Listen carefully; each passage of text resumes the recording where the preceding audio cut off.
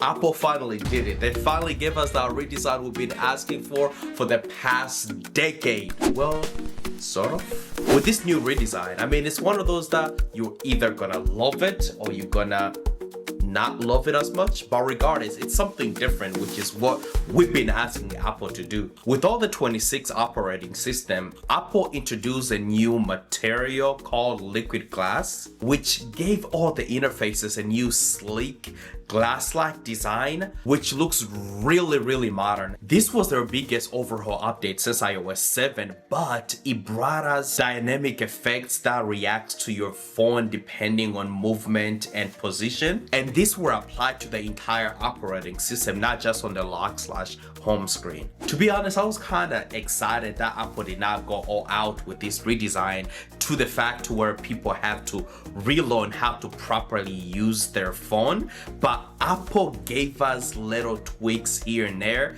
that allowed us to see the changes, but the way we still use our iPhone will remain the same in a way. However, there is a little area that ever since I got it that still has my eyes kind of trick, almost like I have to retrain my brain, and that's Apple moved the search bar to the bottom, which is a lot more easier to access. But when it comes to apps like music or podcast, where I'm so used to tapping up whenever I want to search something, I see that it always takes me an additional second or two to try to tell my brain that now the search bar is at the bottom. But so far, that's the only real learning that I've ever experienced. Other than that, everything looks exactly the same. It just has this brand new gorgeous glass-like design that I think many people will enjoy. But don't get me wrong, it is kind of hard to see sometimes on the home screen, especially with notifications or if the background is too clear and the text is too dark. But I think it's one of those that Apple eventually will try to patch. I don't know whether they're gonna try to make the background just a tad little darker, but that would kind of get rid of this whole translucent.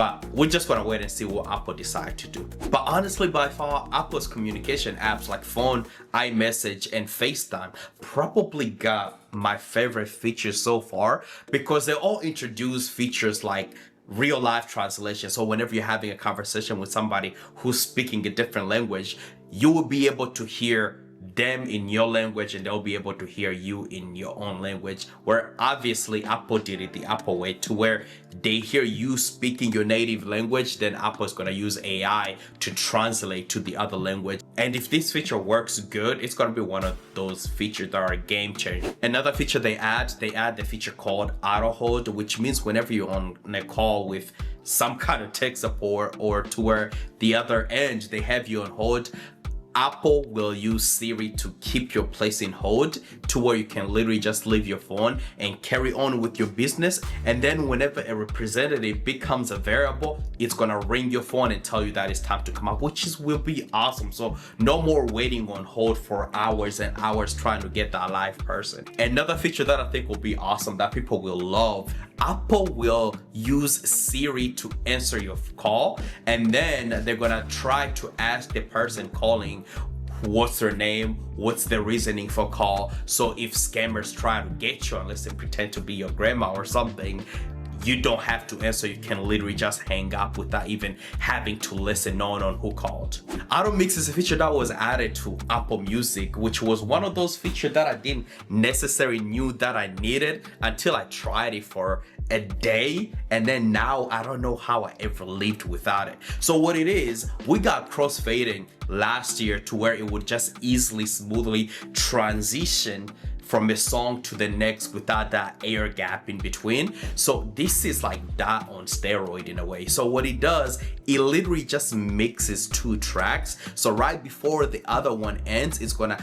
smooth in the other song to where you feel like there is a DJ. I mean, it's a feature that so far it works on many songs, but eventually once Apple polishes it and then to where it can match tempo and then eventually transition into the new track, I think is a feature that many people will love, or maybe not the DJs who might lose their job, but I think it's going to be a feature that's going to be very, very popular, especially when it comes to like parties or when you have events and you don't have thousands to spend on a DJ. You can just rely on Apple Music to do everything for you. The camera app got a redesign that simplifies everything and keeps all the menu hidden. So whenever you open the camera apps, the only two functions you're gonna see are photos and video, which is what most people use it for. But I love the interface, it's nice and clean, but you can simply swipe to access all the other modes.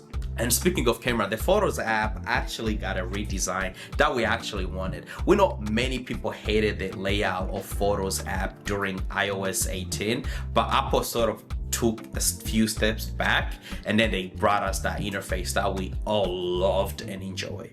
But by far something that surprised me, I don't even think Apple covered during the keynote, is the fact that we're getting widgets with CarPlay. So Apple just introduced Apple Ultra, which is only in Aston Martin right now, but Apple gave us the ability to add widgets to our CarPlay. We're not to the point to where you can slap it anywhere, but it gives you a page for just widgets, so you can access things like calendar, like reminders, like a photo album, like live activity, and so much more, which looks really, really nice. It's almost like Apple said, hey, I know you can't get CarPlay Ultra, but here's a taste for it. It almost makes me want to buy an Aston Martin. But honestly, those were some of the features that Apple introduced that so far I've enjoyed and loved using. I'm tasting the beta right now, and I'll be sure to break every single one of these topics into a video. So be sure to remain subscribed and turn on notifications so you can be notified when I drop another video. They're gonna be dropping a lot this week, so thank you for subscribing, and